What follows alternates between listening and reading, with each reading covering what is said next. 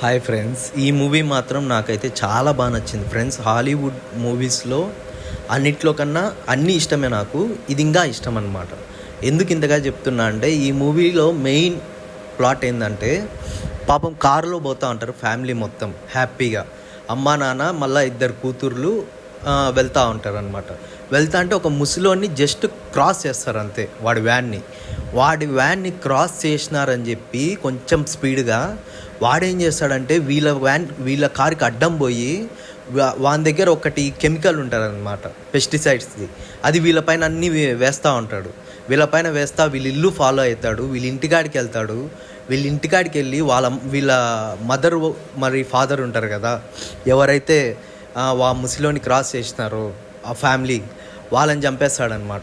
వాళ్ళని చంపేస్తాడు, మళ్ళీ ఇతన్ని కూడా చంపేస్తాడనమాట. మెయిన్ హీరోని కూడా మెయిన్ లాస్ట్లో చంపేస్తాడు. జస్ట్ క్రాస్ చేసినాడని చెప్పి మాత్రమే, ఓవర్టేక్ చేసినాడని స్పీడ్గా. సో నాకు ఈ మూవీ ఎంత బాగా నచ్చిందంటే ఫ్రెండ్స్, ఎందుకు ఇంతగా నచ్చిందంటే, అసలు నెక్స్ట్ ఏంది అనేది మాత్రం మనం గెస్ చేయలేం ఫ్రెండ్స్. అసలు ఇదైతే ఫ్రాంక్గా చెప్తాను, ఫస్ట్ చూసిన వాళ్ళైతే నెక్స్ట్ ఏం జరుగుతుందా అనేది గెస్ చేయలేరు. కానీ హీరోదైతే నాకు ఒకటైతే నచ్చలేదు ఫ్రెండ్స్. ఏంటంటే, ఆ ముసలోడు అడుగుతాడనమాట హీరోని, నువ్వు సారీ చెప్పేస్తే ఇక్కడితో వదిలేసి వెళ్ళిపోతా అని చెప్పి అంటాడు హీరోని. హీరో మాత్రం సారీ చెప్పడు. దాంతో ఆ ముసలోడి కోపం వచ్చి హీరో సెల్లు లాక్కుంటాడు.